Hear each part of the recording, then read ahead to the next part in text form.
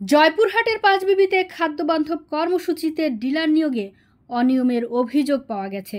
খাদ্য নিয়ন্ত্রক ওহিদুল ইসলামের বিরুদ্ধে এই সীমাহীন দুর্নীতি ও অনিয়মের অভিযোগ তুলে সংবাদ সম্মেলন করেছেন উপজেলার গোপালপুর গ্রামের ভুক্তভোগী নাহমুদুল হাসান চৌধুরী। বিস্তারিত দেখুন জয়পুরহাট থেকে আব্দুল কাইয়ুমের প্রতিবেদনে। আজ সোমবার পাঁচমাখা পৌর পার্ক প্রাঙ্গণে উক্ত সংবাদ সম্মেলনের আয়োজন করেন। নাহমুদুল হাসান চৌধুরী বলেন, কিছুদিন আগে পাঁচবিবি সরকারি খাদ্যবান্ধব কর্মসূচিতে ডিলার নিয়োগে বিজ্ঞপ্তি জারি করা হয়েছিল। যথারীতি নিয়ম মেনেই আমি 500 টাকা ফি জমা দিয়ে ডিলার নিয়োগের আবেদন করেছিলাম, কিন্তু কী কারণে আমার ডিলারশিপের আবেদনটা বাতিল করা হলো তা আমাকে জানানো হয়নি। অথচ খাদ্য নিয়ন্ত্রক ওহিদুল ইসলাম ঠিকই তার পছন্দ মতো ব্যক্তিদেরকে ডিলার নিয়োগ করেছেন। ভেবেছিলাম 5 আগস্টের পর আর কোনো বৈষম্য হবে না, কিন্তু এখনও দেখছি বৈষম্য রয়ে গেছে। আমার দৃষ্টিতে যেগুলো অনিয়ম ধরা পড়েছে সেগুলো হলো, প্রতি আবেদনে 500 টাকা করে ফি নেওয়া হলেও তা বিজ্ঞপ্তিতে উল্লেখ নেই।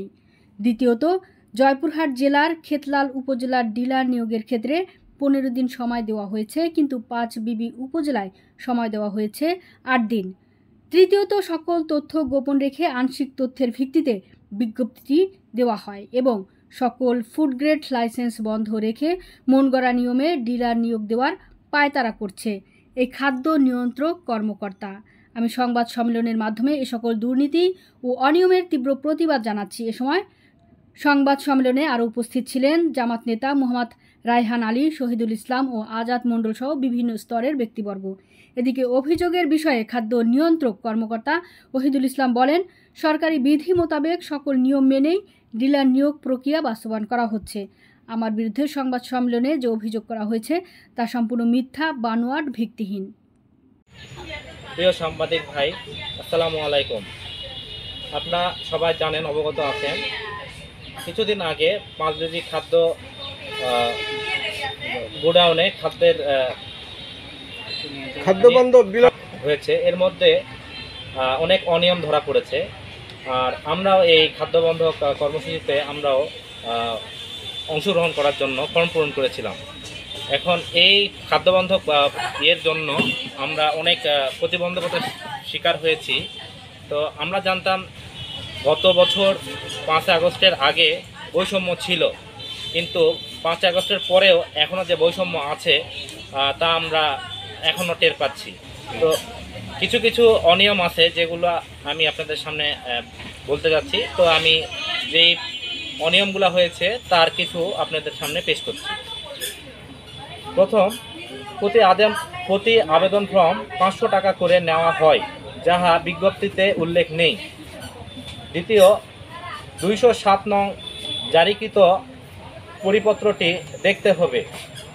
সকল তথ্য গোপন রেখে আংশিক তথ্যের ভিত্তিতে বিজ্ঞপ্তি দেওয়া হয়। পাঁচবিবি উপজেলার 2021-07-2005 হইতে 28-07-2025 পর্যন্ত মোট 8 দিন ফুড গ্রেড লাইসেন্স, খাদ্যশস্য লাইসেন্স মনগড়া বিধি নিয়মের মাধ্যমে লাইসেন্স দেওয়া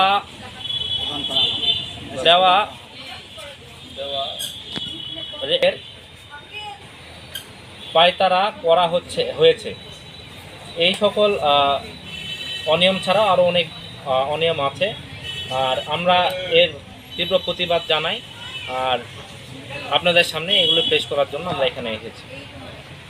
রীতি নিয়ম মেনে আবেদন ফর্মটি পূরণ করেছি, কিন্তু কি কারণে আমার আবেদন ফর্মটি নেওয়া হলো না বা বাতিল করা হলো তা এখন আমাদেরকে জানানো হয়নি। তো আমি কর্তৃপক্ষের কাছে এই বিষয়ে তদন্তের জন্য আবেদন করছি এবং আপনাদের মাধ্যমে এই জিনিসটা জাতির সামনে উপস্থাপন করার জন্য আপনাদেরকে আবেদন করছি।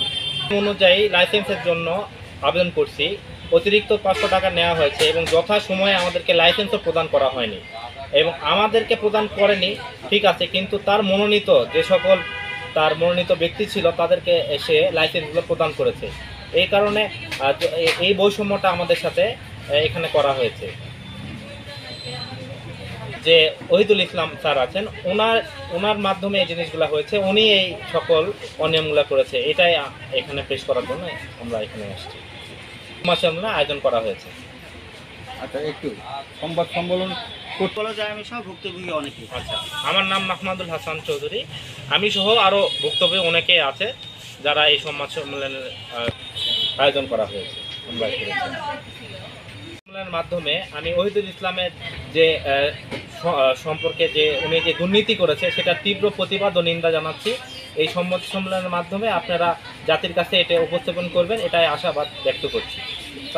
ওহিদুল ইসলাম, উপজেলা খাদ্য নিয়ন্ত্রক, 5 জুবি, জয়পুরহাট। গতকাল আমার বিরুদ্ধে বিভিন্ন অনিয়ম বিষয়ে একটা মহল সাংবাদিক সম্মেলন করেছে, যা পুরোটাই মিথ্যা, বানোয়াট এবং উদ্দেশ্য প্রণোদিত। আমার এই সরকারি চেয়ারে বসে নিয়ম ব্যবস্থা কোনো কাজ আমি করতে পারি না। তারা আসছে আমার উপজেলায় খাদ্য বান্ধব ডিলার নিয়োগের আবেদন করতে, কিন্তু আবেদন করতে একটা লাইসেন্স প্রয়োজন, ফুড গ্রেড লাইসেন্স, যেটা নির্ধারিত সময় মেনে দেওয়া হয়। ওনারা আসছে সময় পার করার পরে, মানে শেষ দিন 30 তারিখে আসছে লাইসেন্স নেওয়ার জন্য। খাদ্য বান্ধব ডিলার লাইসেন্স জমা দেওয়ার তারিখ ছিল 30 তারিখ। এখানে নিয়মের কোনো ব্যত্যয় করা হয়নি, নিয়ম বহির্ভূতভাবে কোনো কাজ করা হয়নি। ওনারা বলেছে ডিলার নিয়োগ দেওয়া সম্পূর্ণ করেছে আমি গোপনভাবে, কিন্তু এখনও যেটা যাচাই বাছাই চলছে এবং নিয়োগ প্রক্রিয়াটা প্রক্রিয়াধীন। উপযুক্ত প্রার্থী, একাধিক প্রার্থী পাওয়া গেলে উন্মুক্ত লটারির মাধ্যমে প্রার্থীদের নির্বাচন করা হবে। এখানে নিয়মের কোনো ব্যত্যয় করা হয়নি।